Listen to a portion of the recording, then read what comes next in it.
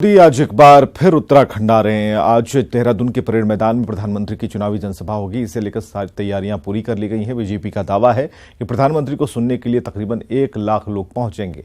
BJP PM Modi की इस rally को मार्च 2019 में हुई राहुल की रैली का जवाब मान रही है और देहरादून के वोटर्स टिहरी और हरिद्वार सीट पर खासा असर डालते हैं।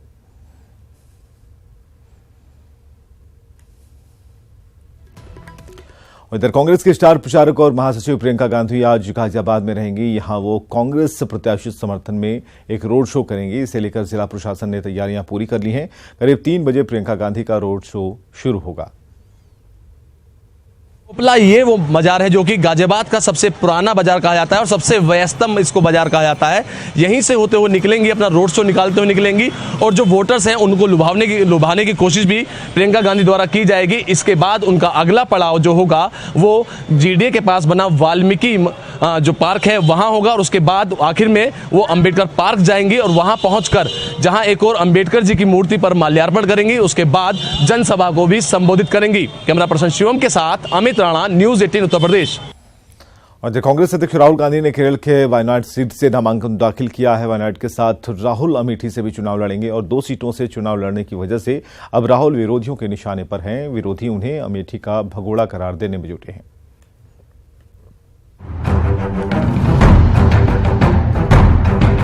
कांग्रेस अध्यक्ष राहुल गांधी ने गुरुवार को जब केरल के वायनाड सीट से नामांकन दाखिल किया तो इस नामांकन के साथ ही एक बार फिर देश में राजनीति गर्मा गई और सियासी विरोधी राहुल के 2 जगहों से चुनाव लड़ने को चुनावी मुद्दा बनाने लगे। हालांकि इन सब के बीच राहुल गांधी ने वायनाड से चुनाव लड़ने की वजह बताने में देरी नहीं की। जिस प्रकार से नरेंद्र मोदी जी आरएसएस काम कर रहे हैं, देश के काफी लोगों को लग रहा है कि उनके कल्चर पे, उनकी भाषा पे, उनकी हिस्ट्री पे आक्रमण हो रहा है। तो इसलिए मैं मैसेज देना चाहता था कि मैं नॉर्थ से भी लड़ूंगा और साउथ से भी लड़ूंगा। कांग्रेस अध्यक्ष ये जरूर कह रहे हैं कि आरएसएस और बीजेपी की विचारधारा से लड़ने के लिए उत्तर के साथ दक्षिण भारत की सीट से लड़ना जरूरी है, लेकिन बीजेपी उन्हें भगोड़ा करार दे रही है। साथ ही वायनाड की जनता को राहुल से आगाह भी कर रही है। आप सब जानते हैं कि वे अमेठी से सांसद थे। उन्हें मालूम है कि अयोध्या में हार निश्चित है, इसलिए भाग करके केरला गए। जो पॉलिटिकल सीजन और पॉलिटिकल रीजन देखकर जनेऊ धारण करते हैं वो आज वायनाड में क्या बतलाएंगे वहां की जनता को। वायनाड की जनता को तो मैं सचेत करना चाहती हूं कि अगर सांसद के रूप में राहुल गांधी की क्षमता को देखना है तो आकर कभी अमेठी की बदहाली देखिए। राहुल गांधी पर एक तरफ बीजेपी निशाना साध रही है तो दूसरी तरफ लेफ्ट राहुल के केरल आने से नाराज है। हालांकि राहुल ने साफ कर दिया कि वो लेफ्ट के खिलाफ हमले नहीं करेंगे। I understand that the CPM has to attack me. I understand that they have to fight me. But I am not going to say a word against the CPM. I'm here to send a message of unity. I'm here to send a message that South India is important. Rahul के 2 जगहों से लड़ने पर राजनीति जरूर हो रही है, लेकिन इतिहास और तथ्यों की बात करें तो दक्षिण भारत की ओर गांधी परिवार के रुख करने से कांग्रेस पार्टी को काफी फायदा हुआ है। 1978 में इंदिरा गांधी ने कर्नाटक की चिकमंगलूर लोकसभा सीट से जीत दर्ज की थी, जिसके बाद 1980 के लोकसभा चुनाव में कांग्रेस ने कर्नाटक की सभी 27 सीटें जीत ली थी। 1999 में सोनिया गांधी ने कर्नाटक के बेल्लारी सीट पर जीत का परचम लहराया और 1999 के लोकसभा चुनाव में कांग्रेस ने कर्नाटक की 28 में से 18 सीटों पर कब्जा जमा लिया था। और इसी इतिहास और तथ्य के सहारे कांग्रेस पार्टी राहुल को वायनाड से लड़वाकर 1980 और 1999 वाले करिश्मे की उम्मीद कर रही है। लेकिन बीजेपी अध्यक्ष समेत पार्टी के तमाम बड़े नेता बार बार कह रहे हैं कि राहुल गांधी को हार का डर सता रहा है, इसलिए वो अमेठी के साथ सेफ सीट वायनाड से किस्मत आजमा रहे हैं। Bureau report, news 18 network. और देखिए, मिशन 2019 की जंग में केंद्रीय मंत्री जी की बंदूक की गोली के साथ सियासी बोली। तस्वीरों में बंदूक की गोली से निशाना सध रहा है। वहीं सियासी बोली के लक्ष्य पर है कांग्रेस का घोषणा पत्र और धारा 370 के हिमायती। कश्मीर में समस्या किसने खड़ी करी?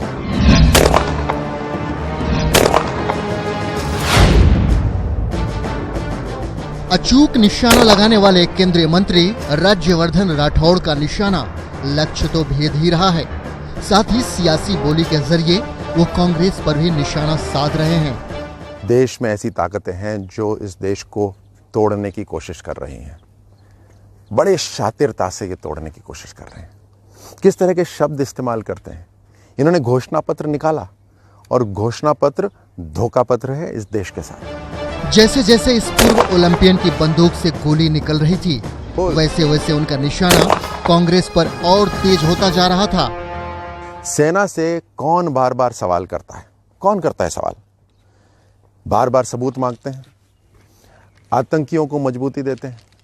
ये कश्मीर में समस्या किसने खड़ी करी? बोल। कश्मीर में समस्या किसने खड़ी करी?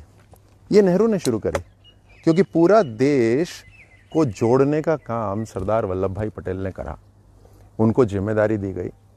सिर्फ कश्मीर का मसला नेहरू ने अपने पास रखा। राठौड़ की गोली और सियासी बोली यही नहीं रुकी। कांग्रेस पर वार करते हुए राठौड़ ने जम्मू कश्मीर से धारा 370 हटाने का दावा भी कर दिया। आज उस समय की लगाई हुई जो आर्टिकल 370, धारा 370, वही समस्या बनी हुई है। भारतीय जनता पार्टी की सरकार, मोदी जी इस देश को एक राष्ट्र, अलग अलग प्रांत नहीं, एक राष्ट्र, मजबूत राष्ट्र बनाना चाहते हैं और हम वो बना के रहेंगे।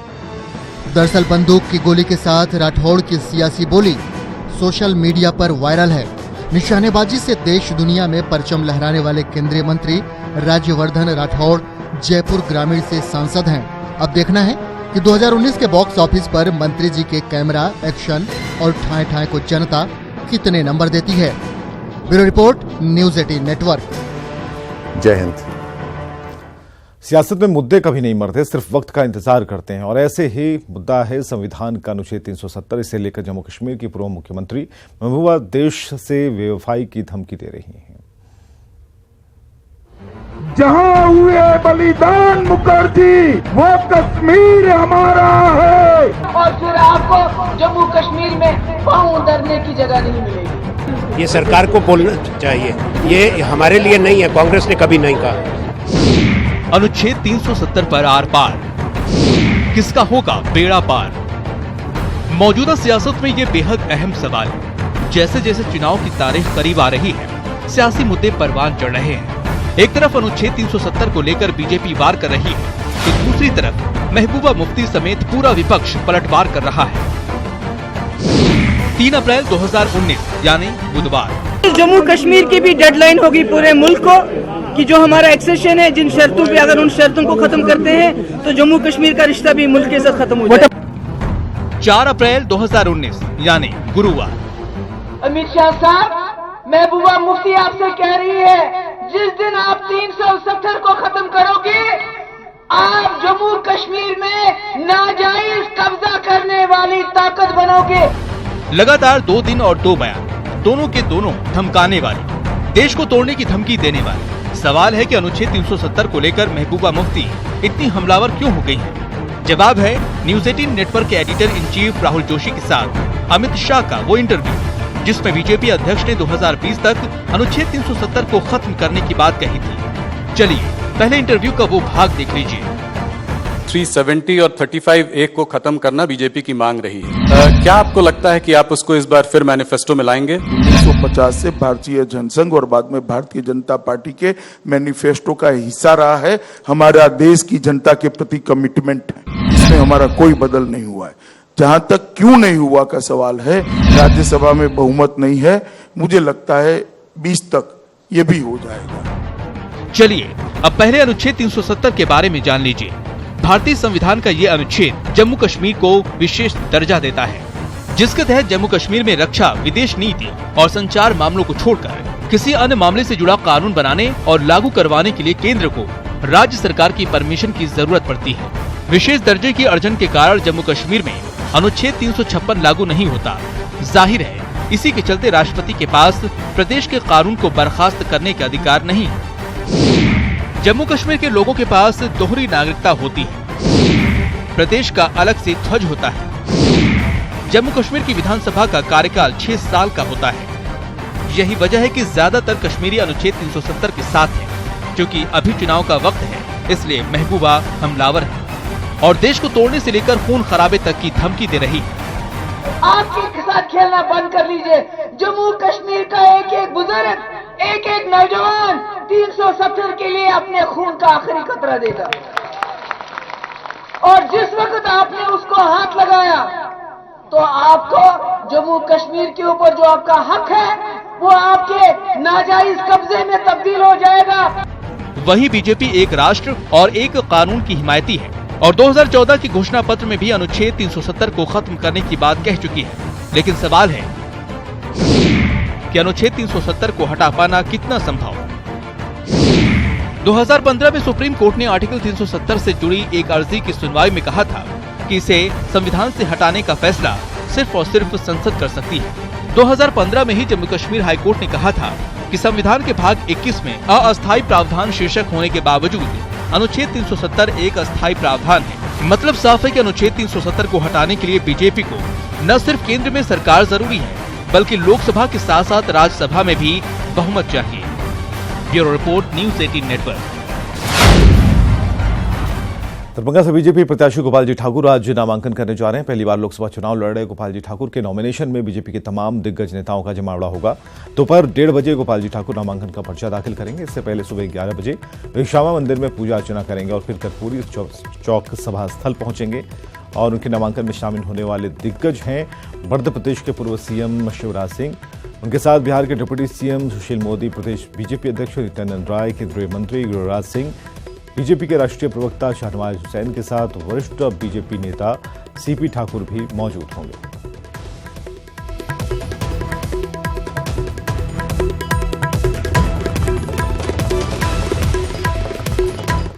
बिहार में वाम दलों के लिए इस बार का चुनाव किसी चुनौती से कम नहीं है। महागठबंधन ने जहां उनकी शक्ति को कम कर आंका तो उनके प्रत्याशी खुद मैदान में उतर गए हैं।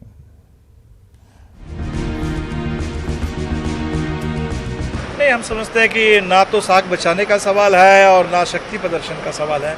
ये बात इसलिए एक सवाल बनकर सामने आ रही है क्योंकि लोकसभा चुनाव 2019 में वामपंथी पार्टियां खुद को समेटकर एक साथ जनता के बीच जाने की कोशिश में है। बिहार में कभी वामपंथ का मजबूत जनाधार रहा है, लेकिन वर्तमान में उन्हें दोहरी चुनौती का सामना करना पड़ रहा है। महागठबंधन से पार्टी को एक सीट देकर किनारा कर दिया गया, वहीं लेफ्ट की पार्टियों ने भी अपने प्रत्याशियों को मैदान में उतार दिया और पूरी ताकत झोंक दी है। हमारी जो ताकत है पूरे देश में, आंदोलनों में जो ऊर्जा है सब लोग जानते हैं। इसलिए हमारे सामने लक्ष्य एक ही है कि भारतीय जनता पार्टी की सरकार हटे और देश में लोकतंत्र मजबूत हो। और इसमें जहां जो भी गठबंधन बने हैं उसमें शायद वामपंथ को उचित प्रतिनिधित्व नहीं मिला, लेकिन मैं समझता हूँ कि उससे फर्क नहीं पड़ेगा। हालांकि महागठबंधन के नेता कह रहे हैं कि भले ही लेफ्ट की पार्टियों को सीट न दे पाए हों, लेकिन चुनाव में साथ जरूर मांग रहे हैं। पहले से भी राष्ट्रीय जनता दल के साथ वामपंथियों का रहा है गठबंधन, लेकिन इस बार किसी तरह से जो हमारे दल महागठबंधन में सीटों का बंटवारा हुआ उसमें नहीं निकल पा रहा था, कोई गुंजाइश नहीं थी, तो इसलिए उनको नहीं मिला। और हमें पूरी उम्मीद है कि जो भी उनके समर्थक हैं और उनको महागठबंधन के उम्मीदवार को जिताएं। भाकपा माले की बात करें तो पार्टी ने आरा के साथ साथ सिवान, जहानाबाद, काराकाट पर अपने उम्मीदवार को उतारा है। वहीं सीपीआई ने बेगूसराय और मोतिहारी 2 सीटों पर, जबकि सीपीएम ने उजियारपुर की सीट पर उम्मीदवार दिया है। उनके नेता जीत के दावे भी कर रहे हैं। जहाँ पर कि हमारा बड़ा जनाधार और हम जीतने के लिए लड़ रहे हैं, ये खाली खड़ा होने के लिए नहीं लड़ रहे। और पूरी तरह से हमको उम्मीद है कि वामपंथ इस बार अकेले, वो अकेली हो गई है, अभी इस महागठबंधन का अंग नहीं है, तो वो लड़ेंगे और जीतेंगे, जीत हासिल। 90 के दशक के अंत तक बिहार में वामपंथ की दमदार मौजूदगी थी। सदन से लेकर सड़क तक लाल झंडा दिखता था, लेकिन अब वो दौर नहीं रहा। स्थिति यहाँ तक पहुँच गई है कि मौजूदा विधानसभा में केवल 3 वामपंथी विधायक हैं। बिहार में वाम दल 7 सीटों पर अपनी दावेदारी पेश कर रहे हैं और अब ये घड़ी उनके लिए बिहार में शक्ति प्रदर्शन और साथ ही साथ अपनी साख बचाने की लड़ाई जैसी दिखती है। कैमरामैन अजय दुबे के साथ ज्योति मिश्रा, न्यूज़ 18 बिहार। देश में लोकसभा चुनाव की प्रक्रिया चल रही है, जिसमें बीजेपी ने 75 पार उम्र वालों को जमीन धरा दिया और ऐसे में कई लोग आशंकित हैं कि आगे उनका भविष्य क्या होगा, उन्हें टिकट मिलेगा या नहीं।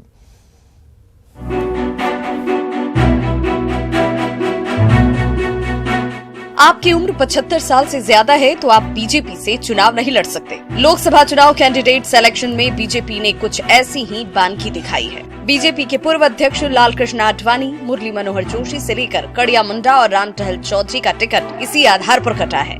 ऐसे में अपना भविष्य अंधेरे में देखते हुए बीजेपी के सीनियर लीडर और 5 बार गोमिया से विधायक रहे 79 साल के छत्रु महतो कहते हैं कि जीत दिलाने वालों की उम्र नहीं देखनी चाहिए। उन्हें लगता है कि विधानसभा चुनाव में इसमें छूट दी जाएगी। 6 महीना 7 महीना में चुनाव होने वाला है, तो उसमें मान ले कि हम अगर रिलैक्सेशन करके हमको टिकट दे देता है तो निश्चित रूप से हम चुनाव लड़ेंगे और लड़ना चाहिए भी पार्टी को, क्योंकि पार्टी को सीट जीतने के लिए चुनाव लड़ना, हारने के लिए चुनाव नहीं लड़ना।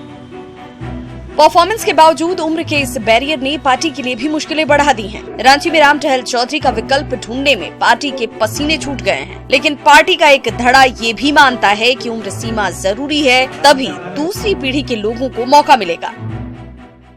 और ये 75 इयर्स जो लाइन उसको रखा गया है, ये अच्छा है। इसका सभी पार्टी कार्यकर्ता स्वागत करते हैं। पार्टी हित के लिए भी ये अच्छा है। 75 होने के बाद वो लोग हमारे वरिष्ठ कार्यकर्ता हो जाते हैं, उनको चाहिए अपना कनिष्ठ लोग को मार्गदर्शन दे। हमें लगता है कि एक उम्र सीमा निश्चित करनी चाहिए, ताकि जो हमारे जो नई पीढ़ी आ रही है, वो नई पौध है, उसको भी मौका मिले।